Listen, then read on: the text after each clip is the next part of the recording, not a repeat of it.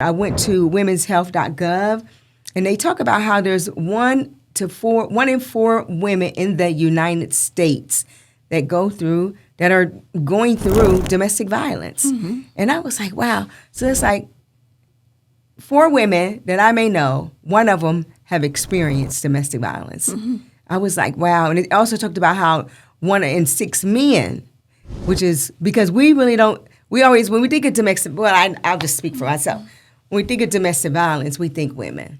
Yes. But men experience it as well. Even before you're 18 years old, that you experience that. But I just want to say this to my audience, that you do not have to experience any type of violence or abuse, because it's never your fault. And they give the Women's Health, they do have a phone number out there, and it's the National Dating Abuse Hotline. And that number is 1-866-331-9474, or the TDD is 866-331-8453. So I just want to give those numbers. They also have the National Domestic Violence Hotline, which is 1-800-799-SAFE, which is 1-800-799-7233.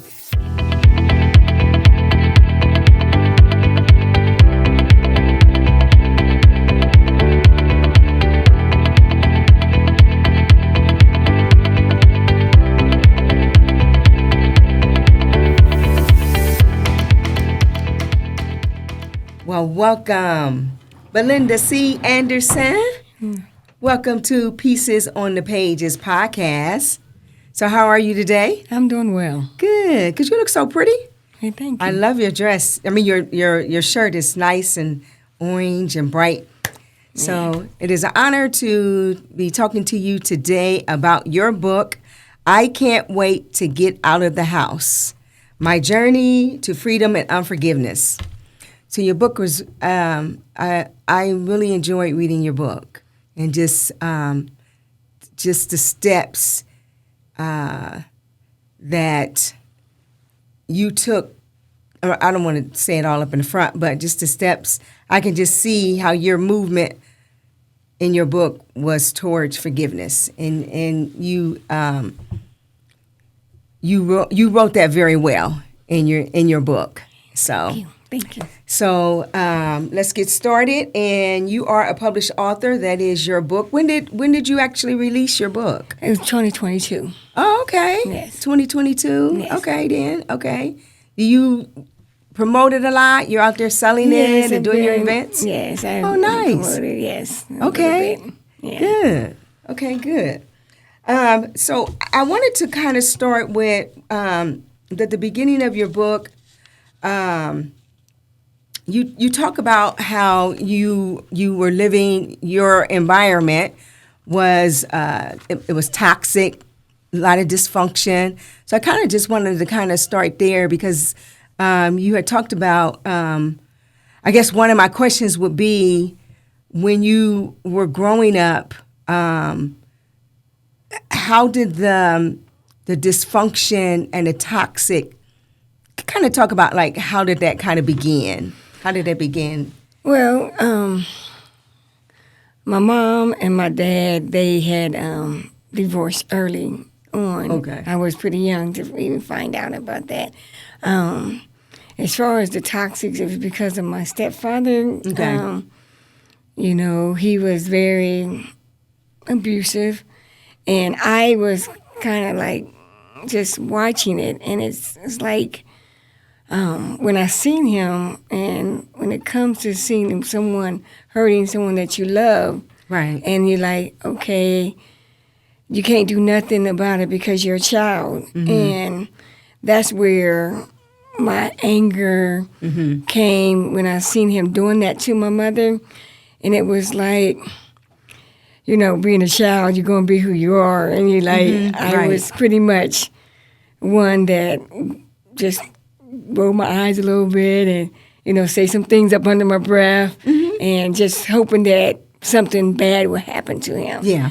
Because of the anger and because of what he has done. And that's where it stems from, that's how it all started out.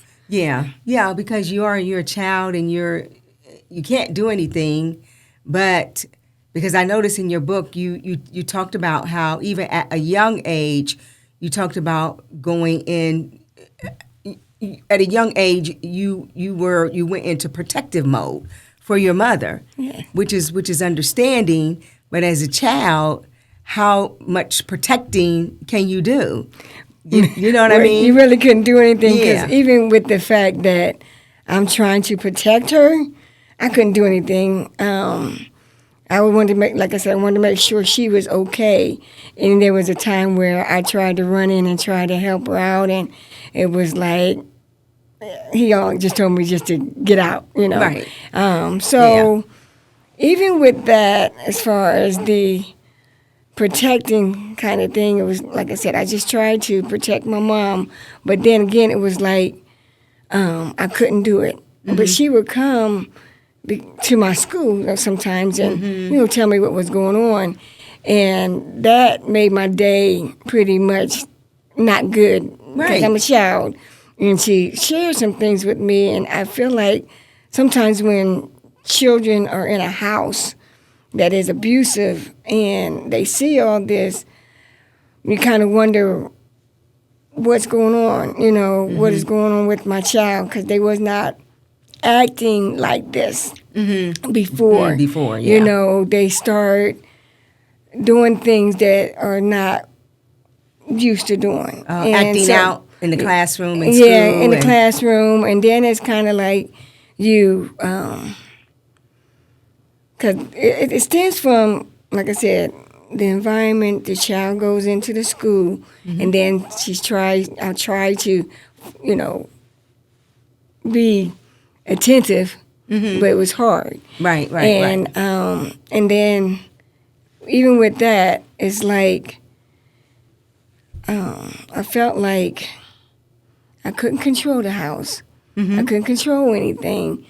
And then it was one of those things where my anger spilled out in school. Yeah. The grades. Yeah. And we sometimes put ourselves in a position where, like, okay, God, which I didn't know God then, but you think like,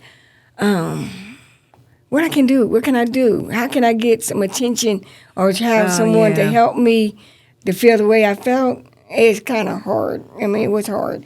And then when it comes to anger and bitterness, it festers. Right, exactly. Yeah. Because you didn't have, at that particular, you didn't have you didn't have a therapist, or you didn't have anyone that you can go to and talk to about, what your mom was going through and how that made you feel. As a young person, you didn't have that. No, I didn't have that. Back in the day, Yeah. we're not going to say too much about anything Right. about anything that's going on, Right. especially by him Yeah. being who he was. We was pretty much scared, Yeah. So Yeah. there was nobody there. Come to the place where they would be able to help me out then. You know what I'm saying? I didn't even reach out. I didn't know how to reach out. Yeah, because you didn't know how to reach out. Yeah. Being a child, Yeah. So I did read though that because you talk about your father, and you talk about how you have fond memories of your father.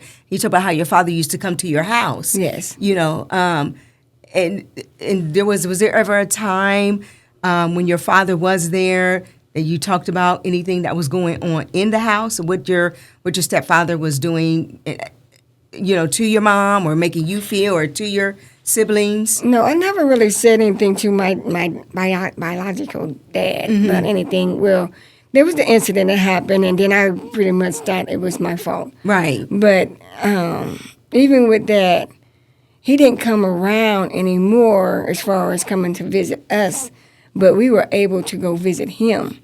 Yeah, as a young person, because he lived in the same town as my grandparents did. Oh, okay. So Okay. we was able to walk and see him, Okay. and talk to him. So it was not like he came and just was not in my life. Right.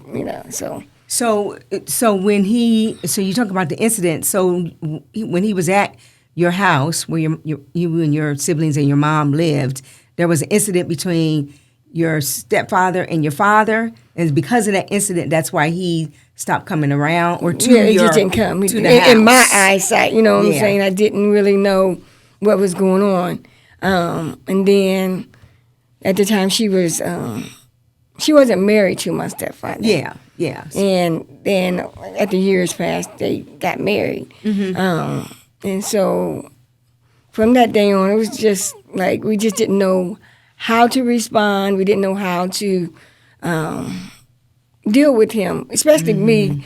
Like I said, I was filled with bitterness, anger, and it was like I just didn't know what to do. Like I said, I had to act out. I had to fight. You know, even I found myself being a bully and being bullied. So sometimes even when I look back, even anybody that has gone through anything and there's unforgiveness in your heart because somebody did something to you when way back when, you know, could have been a month ago, a year ago, 5 years ago. So God really began to help me in that unforgiveness because it was hard, like I said, and I wanted to felt like I would want to be revengeful, you know what I mean? Right. I wanted to retaliate, and I wanted to, that's what happens when we go through our unforgiveness. There's a process. It can be anger, bitterness sets in, and the Bible talks about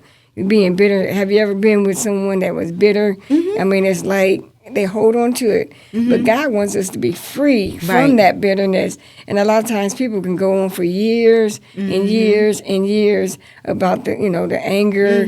And then have you ever been somewhere where you seen somebody that said something to you that offended you, and you see them walk by, you be like, you want to turn your head, you want to I don't want to talk to him because that bitterness in it, you think you forgave them, but you really didn't. But you really didn't. Yeah. So that's the whole point of the unforgiveness, where we begin to think about.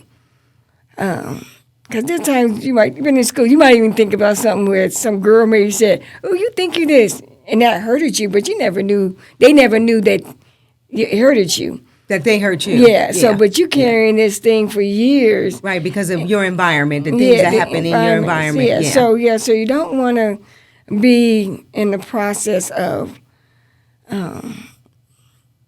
getting revenge, like I said. Right. You don't want to. Yeah. Right. Because you don't want to retaliate based on your experience, how you was brought up. Yeah. So you have to really, be healed so that you don't act out. Yeah. Because I read in your book where you talked about you used to fight a lot. Yes. Maybe not a lot, but you used to fight. Even, was it your uncle that would cause you to go? Did I read that? No? Your uncle would have you go and fight? With that, yeah. It was interesting because I had anger problems, okay? Yeah.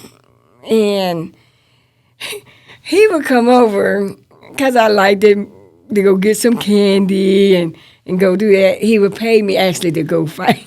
Oh, so I would go. funny. I would go fight. Go out there and fight. It was actually not funny. Because he would actually pay you to go fight somebody? Yeah. Because he knew you were so angry that you would go and fight him because you needed to get your anger out. Yeah, probably. Pretty Maybe much. That's what he thought. I don't know how much he knew okay. what was going on, but probably did. So Yeah. he probably knew there was a difference in me, or, he just wanted me to just... And you just acted on it. He paid you. You took the money. It was like, I'm gonna take this money because I'm gonna give me some candy. Yeah. And I'm gonna go beat them up. Yeah. And I'm going to the store. Yeah. And then I'm gonna feel good for a second. Yeah, for a second. But then I got to go back home Yeah. and deal with my stepfather and all his anger and disrespectfulness and how he's treating my mom. Yes. And so you get angry all over again. Yes. You never really get. Yeah. And I shared my light because, like I said, people hold the grudges, they hold, and they don't want to let it go. If we don't let it go, we won't be free. Yeah.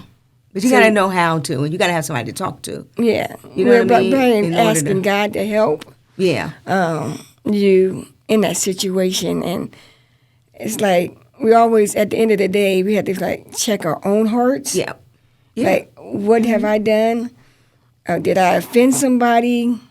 You know what I'm saying? So if you sit long enough and listen to God, he would say, that's what you did. That's what you did. Yeah. And a lot of times we always think about somebody hurting us, but we just have to think about what we have done to others. And a lot of people don't know that that they have hurt me unless you talk about it. Yeah. So tell them, if you talk about it, you know, it might be hard because, you know, some people are not open enough to say, this is what you did to me. Yeah. I don't want to deal with it. Yeah. So then I don't want to deal with it. I don't want to talk about it. Yeah. Yes, they don't want to talk about it right now. Yeah. But then we have to step back and make sure we're okay. Yeah. Yeah, so that's what the unforgiveness is. It's just be free. We just want to be free from that. And so based on that, is that right? Why you chose to write your book? Because you wanted to write that you had forgiven your stepfather. Correct. And you wanted to demonstrate that you were healed. Yes. And so how long? So I forgot your puzzle. So I like your puzzle because whomever done it, it's a good copy of your book cover. So it looks really, really good. So I like it. So I try to remember to tell everybody, let's work on the puzzle as we're talking, but you get so engaged in the conversation that sometimes it's kind of hard. So we'll come back to the puzzle. Okay. But I saw in your book where so were you you had given your life to Christ. What age did you give your life to Christ? Actually, I was 16. At 16 years old. I was a teenager when I got saved. Okay. So you were a teenager when you got saved. But then I read that and I don't know how old you were when your mom got sick, because your mom was wanting your older in life. Oh, you were older in life when your mom got sick. It was recently, yeah. Oh, it was recently. It was in 2018, I think. Oh. It was 20. I forget when it was. Okay. She had gotten sick. Your mom had gotten sick. Yeah. Right, and she was asking your stepfather to go to church. Yes. And he kind of took like 8 years or 7 years or 6 years. Yeah, it took a few years for him to go to church. And she was excited about that. That he did go to church. Yes, he did go to church. So he went to church, and actually came to the same church that I was going to. Yeah. And so how did that feel, though? The same church that you were going to, you were 16 years old. It took about... No. I was old. I was an adult. Oh, so he was an adult when he decided that he was going to start going to church. Yes, I was. I was adult. When I got saved, I was still at home. Okay, at 16. Yeah, at 16, 17. Right. So in the book is where, you know how your kids like, I can't wait to get out the house. Right. You know, so it was one of those things. Mm-hmm. But as I was getting to know the Lord, he was already fixing on my heart towards my stepfather. Okay. Yeah. So when when you were an adult, when you were at church and he decided to come to church, your heart was pretty much in a healing process. Oh yes, it's already been healed. You had already been healed. Yeah. So you were able to, when he came to church, you were able to greet him and welcome him, have a conversation with him. And because I read that you would sit down with him and your mom and you all would have Bible study together. Yes. Yeah.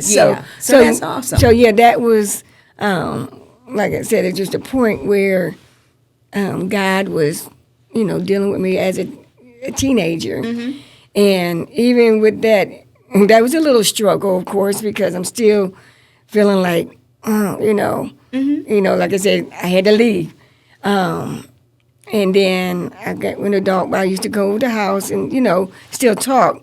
But the part of the physical was gone. I mean, wasn't there, but some things that he was saying. Oh, your father? Oh, okay. My stepfather. And, your stepfather, yeah, okay. Yeah, so it's like I still had to deal with, some stuff, but I know I knew I forgiven him, and it's like I said, I still talk to him now. My mom passed Now, that's why I dedicated the book to my mom.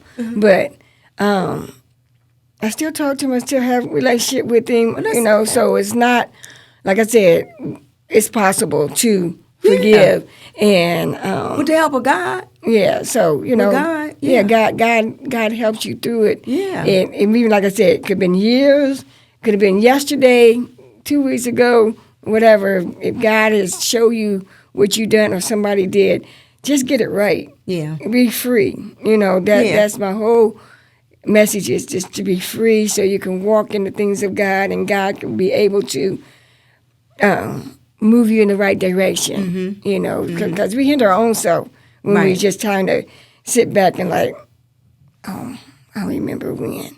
Yeah. We just don't want to keep on repeating it, rehearsing it. it, keep on rehearsing it. Yeah. So we just have to definitely, ask God to help you with that, because anger turns in, even to where if you're not even saved, it would be where you physically hurt somebody, you want to kill somebody. And there's people that have killed people because of what they've done.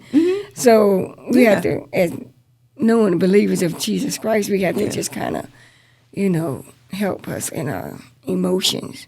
Right. Yeah. And so God was really the vehicle, or God is the one that helped you move through that process to actually forgive your father, because the abuse, did it go on for a very long time, or was it a short time? It was a while. It was a while. Even if it was 1 day, 2 days, it's too long. So I don't even want to sound like that. Yeah. You know what I mean? But what you saw, what you experienced, God had to come in and forgive you. Yeah. I mean, and help you to forgive him. Stepfather, yes. Yeah. Because that's difficult. Yeah. And people struggle with that. Yes. People can't, it's hard for them to move past that. And so the fact that you were able to be in the same church with him, go to your house with your mom, respect him, and even I think I even read where he would kind of be a little disrespectful, but you would say to him, "You're a man of God." Yeah. There was the point where we're like, wait a minute, you're supposed to be like this, So, and so he received that when you said that? Yeah, he received it. Oh, but then, he's having challenges now, but for the most part, he has demonstrated that he's changed. You know what I'm saying? So we all go through struggles, Yeah. But as far as that, it's like, okay, he's like anybody else, go through things, and even now. So yeah, but what a blessing it is that you can get your life saved, give your life to Christ, and be able to go back and minister to the one that hurt you, hurt your mom, hurt your siblings. You know what I mean? That is a blessing, that you would yield to the Spirit of God and say, I'm going to put aside what I've been through, God, what I've experienced, God, all of my emotions, my anger, my resentment, God, and I'm going to let you do an overhaul in my life. Right. So that I could, because that's what it's all about. Yes. You know what I mean? Even though he hurt probably everybody in you all's house, and especially your mom, with the sibling, it was more verbal abuse. Yeah, right? Well, yeah, pretty much. Yeah. Yes. Yeah. I mean, with me, there was some saying things like, "Well, you're not gonna be whatever," So he told you would never be anything. Yeah, stuff like that, different things, and that's hurtful. Yeah, that's hurtful for your parents to tell you that you would never be anything. Yeah, but so like I said, even with the words been spoken over my life, of course I had to, I'm not thinking about that. Now you're not. Yeah, because God has done tremendously in my life. So it's like, that's awesome. And he was pretty shocked. It was like, because that I made it through high school, put it that way. Your my stepfather. Yeah. So it was like, and then even he would say, "Oh, I can tell she's changed. I can tell you this changed." He would say this, and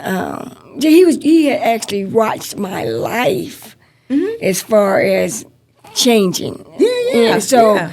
it was like, of course, I began to pray for him, and then when you start praying for someone that has hurt you, of course, your heart changes. Towards them because the love of Christ is in you, Yeah. and you begin to just pray, and then you care, genuinely care. I mean, even if we think about it now, I just hope that someone, when they read the book, that they can go back in their past or go back even in their right now and see, who do I need to pray for? Who do I need to forgive? Who do I need, to reach out to? Sometimes it's hard. Even the people that's passed away, ask God to help you with these emotions that you still have with the person that you wasn't able to say these Get things to everything them. right. Yeah. And then it's like God will release you, and then you will begin to walk it out. Yeah. So you're saying even if that person has passed, and if that person hurt you, talk to God about that person hurting you, Yes. so then God can begin to heal your heart, so that you can forgive that dead person, because that person is no longer here, because you have to forgive them, so that you can move on with your life, because you're still holding on to resentment and anger and bitterness. Yes. And people do, because they're not healed. Because that person is gone. Yes. And they're still holding on to what that person said, how that person treated them. They're still holding on to that. And so they can remember the day. I mean, even now, people can remember. I remember June 1st, 1980 something, you know, and it's like, wow. Yeah. Yeah. Because, I've experienced someone that would talk to me, and they're an older person, and they still have bitterness against the dad. Yeah. And I said, you got to ask God to help you. I don't know. But it's just the fact, we just got to release it. Right. But the thing of it is, and I agree with what you're saying, but the thing of it is that you're not telling them anything that you haven't experienced or done. Correct. You know what I mean? Because your testimony and all that this person, is a woman or a man, has to do is pick up your book and see, if they don't know, pick up your book and see what you did experience as a child, and maybe up until a young adult, and that God began, and you allow God to come in your life and heal you, so that you can go back and forgive this person.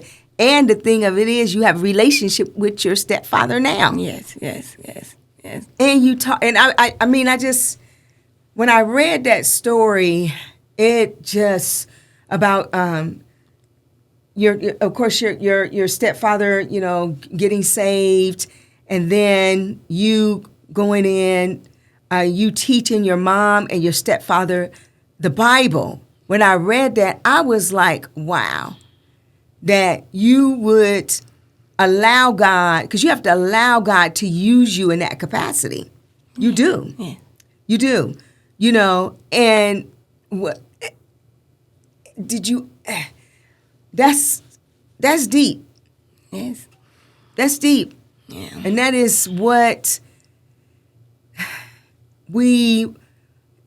and I'm sure any person that's dealing with any type of abuse, our prayer is that they can do that, what you did, or go back and tell somebody, look, this is my testimony, and this is what I've been through, and God walked me through that, and I was able to do it, so you can do it too. Yes. It's just powerful, Miss Belinda. That's just powerful that you could just sit down, day after day, and teach, your stepfather the word of God, knowing, how he treated your mom, and the verbal abuse, that he, the things that he said to you and your siblings. We just had to be like Christ, Yeah. forgive and forget, pretty much. I mean, with God, see if, they always say to see if for forgiveness. Yeah. So, Yeah. yes, that happened. Yes, that took place. But I'm not holding nothing against them. That's where we had to get to a place where, yes, I forgave them. Yeah. Yes, this happened. I can talk about it now. Yeah. Now, if you would have talked to me like whenever it Like what happened, you age? probably would have been like when you're in your I can't 20s? stand him, or you know what I'm saying. So that's how we have to think about. Okay, sometimes our head says, "I forgive you," Yeah.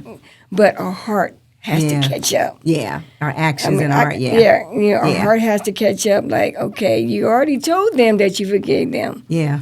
But did you really forgive them? Yeah. Are you treating them better? Yeah. Yeah. Or you not? Are you just going to be like holding a grudge from them? I'm not going to talk to them. Yeah. But even with that, when you reach out to them, but then there's a place where if someone and you say, "Hey, I forgave you," and you forgave them, and you're still in the relationship or whatever, what have you, but they still continue to try to abuse you a little, that's where wisdom and discernment come in. Like, I'm not going to sit here and continue to hear or you abuse me anymore. I already said I forgave you, and I want it, let's clean it. But if you can't change your action, there's no reason for me to have a relationship with you. Right. Whether it's friendship, any kind of relationship that you may have. Right. So. And so it's obvious that, your stepfather, did a 360 with Christ, and you all, are able to have a relationship. And that's that's powerful. Yeah. That you're able, you were able to do that even as a young adult, because even as a young adult, it's hard for us to tap into forgiving someone that hurt us. Yeah, when the Bible study didn't happen until older adult life with me and my stepfather. I was older when all this took place. Okay. Yeah. So. Okay. So you were older in life. Okay. Yeah, when I was adult, I was able to, do that. Even with that, when he started going to church, the abuse and stuff was, she wasn't doing that to my mom at all. Okay. But, sometimes he would slip up and say some stuff. Okay. As a adult, when we was older. But it wasn't to a place where, as far as hitting on all that stuff. So, but through them going through the process, my mom, she was just excited about it, and she knew Christ already. Yeah. But life does what life does, and just to know that she knew that he went.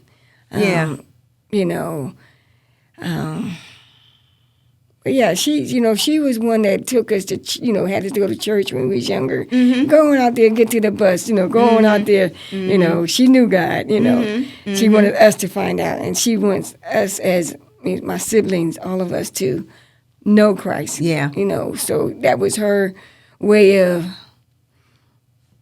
witnessing to everybody she talked to. She'd be on the phone talking to people, say, "Hey, you need to know Jesus." Right. Yeah. So it was one of those things. Even though she did not go to church because of her health reason, she still talked about it. Yeah. Because if it's in you, you're gonna talk about it. Yeah. So we were upbringing of going to church and stuff like that. So she knew all that. Okay. Yeah. And then we have to just release it. And it's our prayer that even if you can't release it, then pray that the Lord will bring someone in your life to help you to release it. Yeah, even with the counseling, and there's counseling out there. Yeah. There's places where you can talk, and we got so much nowadays. Yeah. Should I say, it's more open, and you need to go check this out. Yeah. It's up to us to get ourselves together too. This is true. This is true. Yeah, because I towards the end of your book, and because you really, I can tell you love God, and you it's just, when you open your mouth, you talking about Jesus, you love him, I can tell. And by you saying that and just me hearing you and just watching you, I can see why at the end of your book you invited your readers to Christ, to know Jesus. Yes. But I also liked how you said you emphasize. So you wanted your reader to have a relationship with Christ, but then you emphasize. You said, while God chooses us, we must choose Him, and I like that because I don't think we really understand that. No, nobody don't know the depth of love. He's not going to love you no more, but he's going to love you. Yeah. Because he says he loves us. Yeah. We just got to realize he really loves us. Sometimes it takes years to like, oh my God. Even though when you mess up, when you, like, oh my God, I done hurt him again. Even as, believers, we're like, oh man, he still loves me. I done that. I messed up in my life, blah, blah, blah. But he loves the sinners so much. Yes. Of course, he died for them, and I want them to experience that too. Yes. Let him be their Lord of their life. Yes. And, sometimes, well, I wait. But, tomorrow's not promised. Today's not promised. But you need to, reach out and say, hey, I know I'm doing wrong. Hey, Lord, forgive me. Mm-hmm. I want you to be Lord of my life. Lord of my life. So I just want them to experience that because, I'm not saying it's going to be easy life. Yeah. When you accept Christ, but he's there with you. Yes. He's with you all along the way. Right. I mean, you commune with him. How you get to know him? Through the Bible. Yeah. So that's my heart for someone to know him and be able to be free from sin and be free from the unforgiveness because it's a walk. As soon as you know Jesus, it's a walk. You still. You might crawl, even if you look at a baby, they start crawling and they walk, and they start walking and they fall down. Right, We don't like, get back up. So God is so gentle. He gives us time to grow. Yeah. So we as people that know and walking with the Lord for a long time, remember when you walked, when you was walking, you messed up. Right. God deals with us individually. Yes. So what works for me might not work for you. Right. But he created you, so he knows how to deal with you. Even as a parent, you can talk to one of your children and say, whatever, if they did something wrong, you can talk to them, then they straighten up. Mm-hmm. Then you had the ones to put the fire on them, they'll listen, they're hard-headed, So, and I was one of those kids. Yeah. So, I had to, just keep walking and just keep getting up. And don't stay there. Yeah, disciple. Don't wallow in the sin. Yeah. Get up, ask God to forgive you because he is going to forgive you. Repent and you will be transformed. You just keep moving in the direction that God wants you to move in because that's what he tells us. Yes, you don't have to stay there in the sin. That's right. That's right. You can get up. Yeah. And you can get up with Christ. But I like that. I like how you said we got to choose God. Yeah. Then we had to realize to let the new person finds Christ and that it's okay. Mm-hmm. But the enemy is always going to say, well, you just did this. Yeah. But God still redeemed me. He took me back. I'm still saved. Yes. Just because I slipped and messed up, God still is a forgiving God. He loves you. He loves you that much. Yeah. Like you said, we get to think like, and it's not conditional. I mean, it's not one of them people, I love you if you love me. Nope. It's like, he's going to love you regardless. Yep. But there is there's consequences. Consequences of things that you do. Yeah. But it's just a walk that you go. So. But he loves you no matter what. Yeah. God loves you no matter what. And he wants you to be Team Jesus. Yeah. He really does. Yes. And so I did. So towards the end of your book, you gave us some good resources about abuse, violence, fighting. Like one of the resources was stopthebullying.org, healthychildren.gov, and womenshealth.gov. And I thought that was really good to put that in your book because sometimes people don't know. Yes. You know what I mean? And if I'm reading your book and this is something that I'm going through, then you've given me the resources that I need, that I can go and I can, find out more information on whatever it is I'm going through. Mm-hmm. But I went to and I was very, very surprised at the numbers that I found. I went to womenshealth.gov, and they talk about how there's 1 in 4 women in the United States that are going through domestic violence. Mm-hmm. And I was like, wow. So it's like 4 women that I may know, one of them have experienced domestic violence. Mm-hmm. I was like, wow. And it also talked about how 1 in 6 men, which is because we really don't, we always, when we think of domestic, I'll just speak for myself. When we think of domestic violence, we think women. Yes. But men experience it as well. Yeah. And so I said all that to say is, I like a book that give me some action items. And you gave me some action items. Okay. So you because I probably, wouldn't have went to womenshealth.gov to find out, more about domestic violence and things like that. And because then it took me to the CDC, the Center for Disease Control and Prevention, and it says 16 million women and 11 million men said before the age of 18 that they had experienced domestic violence or some type of abuse, I'll say it like that. Mm-hmm. And that's just alarming. That's just like, wow. Yes. We are really people that we know or not are really experiencing this whole abuse. Even before the age of 18, that's the thing that kind of just, gets me, you know what I mean? Yeah. As a young person, even before you're 18 years old, that you, experience that. But I just want to say this to my audience, that you do not have to experience any type of violence or abuse because it's never your fault. And they give the Women's Health, they do have a phone number out there, and it's the National Dating Abuse Hotline. And that number is 1-866-331-9474, or the TDD is 866-331-8453. So I just want to give those numbers. They also have the National Domestic Violence Hotline, which is 1-800-799-SAFE, which is 1-800-799-7233. So I love that. I love how you gave us some resources, to go and to find out, how we can get some help. Yes.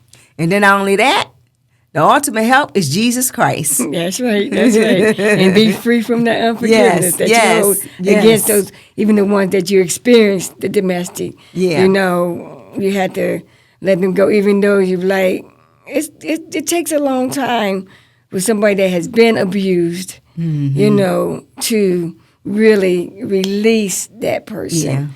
Yeah. It can take years, but it's really actually up to us. Yeah. To do you really want to be free? Do you really want God to free you from this? Yeah. Because, it's a hindrance. It's just a hindrance to hold somebody hostage, and that hostage person could be yourself. Yes. Because you're not releasing that unforgiveness. And God wants us to. He forgave us. We can forgive everybody else. Yeah. We have to give them grace like God gave us grace. Yes. So don't hold yourself hostage. No, don't hold yourself Get hostage. free. Be free. Forgive them so that you can get out of being held hostage or be out of bondage. Yes. From somebody else's, the things that they've done to you. Yes. So forgive them and move on. Thank you. Yeah. Thank you. I have one last question that I wanted to ask you. Oh, it's pertaining to the puzzle. And did you have anything else that you wanted to add? Well, even with the pieces of the puzzle in my life, we can see it's not finished. Mm-hmm. My life is not finished. Yeah. So when we begin to put this thing, oh, I understand. Oh, I got wisdom on this. Yeah. Oh, I got wisdom on that. Oh, I didn't have wisdom on this. But now that I'm starting to see the full picture, Yeah. I see what God's doing in my life. Yes. So that's what we yes. have to look at our own lives and put the pieces together. Yeah, that happened. Yes, this is it. But here I am now. Yes. I'm walking in the purpose and the plan of God Yeah. has created me to do. Yes. You know, I just want people to be free as I've been free. Mm-hmm. And look, as long as we living, somebody's going to hurt us. Yeah. You know, it's a lifelong process, Yeah. you know. Yeah. So we have to be quick. Sometimes it's not quick. It's but good. if we be mindful to be quick and say, hey, I'm going to forgive because Christ forgave me. Mm-hmm. If we can keep that in mind, like what he's done for us, why can't we do it for others? And so the pieces of the That's puzzle, good. God's going to continue to build, reform, transform our lives, you know, so, and just walk in the purpose that he wants us to walk in. Yes, yes. So that's yours. So your if you compared your life to a puzzle, are you saying, so tell me which one you're saying, because I don't want to say what it is. You're saying either, which one of these apply to your life? Pieces scattered on a table, some pieces are bright and clear, but the picture is not fully finished, or every piece reveals more purpose, more growth, more meaning. Well, but all that fits me, you know, when it comes to I love that. you can see, okay, oh, I see the light at the end of the tunnel. Yeah. Okay, oh, I got this area, like, down packed, or I got it together, but then you're like, oh, this is too difficult. Because, you know, sometimes when you fit the puzzle, you're like, oh, I think this fits, and then it don't even fit. Yeah. You know, even sometimes you try to fit in, but God don't want you to fit in that part. He wants you to be right there, the right fit. So even with my personal life, it's like I'm still growing, I'm still moving, and just doing, because as long as we're here, we're going to have to keep on being transformed. Being transformed. Yeah. And being like Christ. Yeah. So that's how the picture, Yeah. when you see the picture on it, oh, Yes. yeah, so that's what I think, you know. Yes, you can just and so you're moving in purpose consistently, get aren't consistency, you? yes. Yeah. That's we all have to do that. Find out what your purpose is and keep moving and moving in your purpose and your purpose is the will of the Lord. Right. Right. Amen. And you just moving in that. Yes. Yeah. Yes. But you have a beautiful testimony though. Okay, thank You do. You have a beautiful, beautiful testimony, and I pray that your testimony will reach those that when they hear it, they'll respond to it, Yes. and they will be able to get free and forgive. Yes. Because that's what your testimony is. Yes, is forgiving. Walk in forgiveness. Yes. Walk in forgiveness. You've experienced some hardship or whatever life brought you, but walk in forgiveness. Yes. Yeah. Don't hold on to that unforgiveness. Yeah. Don't hold to it. on to the unforgiveness. Correct. Yeah. Don't let it hold you hostage. Right. Yeah. Right. Well, thank you. Thank you. Thank you.